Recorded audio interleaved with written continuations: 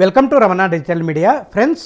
మనకి finance minister Nirmala Sitharaman గారు union budget 2024 release చేశారు. దీంట్లో మనకి మ్యూచువల్ ఫండ్స్కి సంబంధించి ట్యాక్స్ అనేది మనకి చేంజ్ అయిందనమాట. షార్ట్ టర్మ్ క్యాపిటల్ గెయిన్స్కి, లాంగ్ టర్మ్ క్యాపిటల్ గెయిన్స్కి మనకి ట్యాక్స్ రేట్స్ అనేది change అయ్యాయన్నమాట.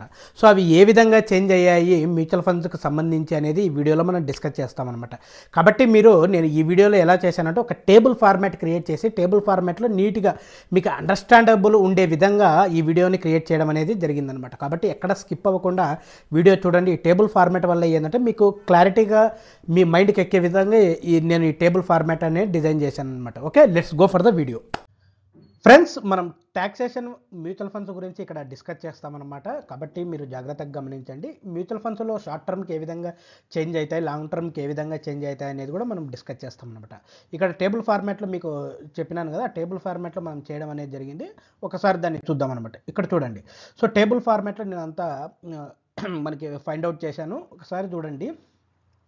Product so before period of timing ఎలా ఉండేది, షార్ట్ టర్మ్ క్యాపిటల్ గెయిన్స్కి ఏ విధంగా ఉండేది, బిఫోర్ లాంగ్ టర్మ్కి ఏ విధంగా ఉండేది, ప్రజెంట్ టైం పీరియడ్ ఏ విధంగా ఉంది, షార్ట్ టర్మ్ గెయిన్స్ ఏ విధంగా ఉంది, లాంగ్ టర్మ్ గెయిన్స్ ఏ విధంగా ఉంది అనేది చూద్దామన్నమాట.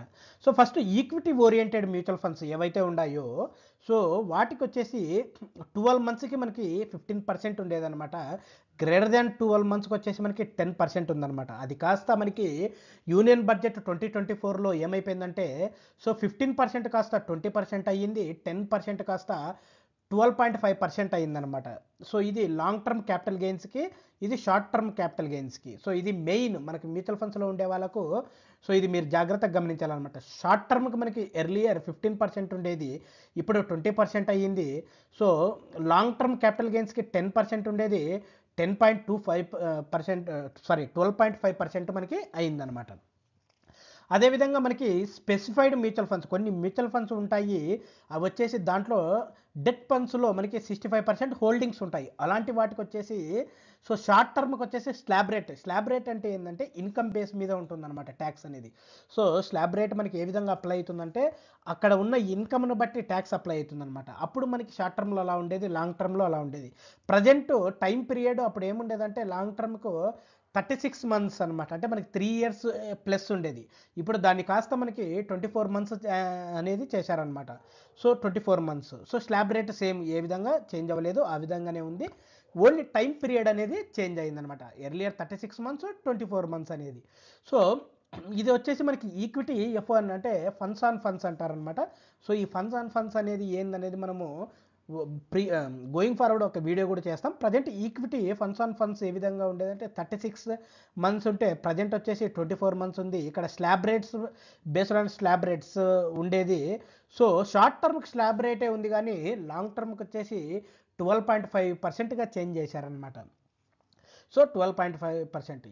ఓవర్సీస్ ఎఫ్ఓఎఫ్స్కి వచ్చేసి మనకి 36 మంత్స్ టైం పీరియడ్ ఉంటే లాంగ్ టర్మ్కి నేను మాట్లాడేది ఇక్కడ 24 మంత్స్కి చేంజ్ అయ్యిందనమాట. స్లాబ్ రేట్సే ఇక్కడ షార్ట్ టర్మ్కి కానీ లాంగ్ టర్మ్కి కానీ స్లాబ్ రేట్సే ఉండేదన్నమాట. మనకి షార్ట్ టర్మ్కి ఏ విధమైన చేంజ్ లేదు, లాంగ్ టర్మ్కి వచ్చేసి 12.5% అయిందనమాట. 12.5% అయిందనమాట. తర్వాత గోల్డ్ మ్యూచువల్ ఫండ్స్, ఏదైతే గోల్డ్ మ్యూచువల్ ఫండ్స్ ఉందో ఆ గోల్డ్ మ్యూచువల్ ఫండ్స్ వచ్చేసి మనకి సో ఇక్కడికి వచ్చేపాటికి 36 మంత్స్ టైం పీరియడ్ ఉండేది, కాస్త 24 మంత్స్ అయింది. ఇక్కడ స్లాబ్ రేట్సే ఉండేది, ఇప్పుడు కాస్త లాంగ్ టర్మ్కి మాత్రమే చేంజ్ అయింది, 12.5% అయిందనమాట. ఈ టేబుల్ని జాగ్రత్తగా గమనించుకోండి, మైండ్లో పెట్టుకోండి అనమాట. సో మీరు ఇన్వెస్ట్ చేసేదాన్ని బట్టి మనకి మ్యాక్సిమం మన రిటైలర్ ఇన్వెస్టర్స్ ఏంటంటే ఈక్విటీ ఓరియంటెడ్లోనే ఉంటారనమాట. కాబట్టి షార్ట్ టర్మ్కి ఏ విధంగా ఇంక్రిమెంట్ అయ్యిందంటే 5% ఇంక్రిమెంట్ అయింది. సో లాంగ్ టర్మ్ క్యాపిటల్ గెయిన్స్కి వచ్చేసి మనకి 12.5% అంటే 2.5% ఇంక్రిమెంట్ అనేది జరిగిందనమాట. సో ఇది మీరు కీప్ ఆన్ మైండ్ పెట్టుకుంటే మీకు ట్యాక్సెస్ ఏ విధంగా అప్లై అవుతుంది అనేది తెలుస్తుంది అనమాట. ఫ్రెండ్స్, ఈ వీడియో మీకు చాలా హెల్ప్ఫుల్ అవుతుంది. ఈ టేబుల్ ఫార్మాట్ అనేది కూడా మీకు చాలా ఈజీగా అర్థమయ్యే విధంగా కూడా ఉంది. సో కాబట్టి మీరు ఈ వీడియో నచ్చితే లైక్ చేయండి, కామెంట్ చేయండి, షేర్ చేయండి. Thank you friends, thank you all. Please subscribe my channel and support me friends. So that మన వీడియో చాలామందికి రీచ్ అవ్వాలంటే మీరు లైక్, కామెంట్ చేయడం అనేది చాలా చాలా ఇంపార్టెంట్ అనమాట. ఇలాంటి అప్డేట్స్ కోసం మన ఛానల్ని సబ్స్క్రైబ్ చేయండి. Thank you all, thank you.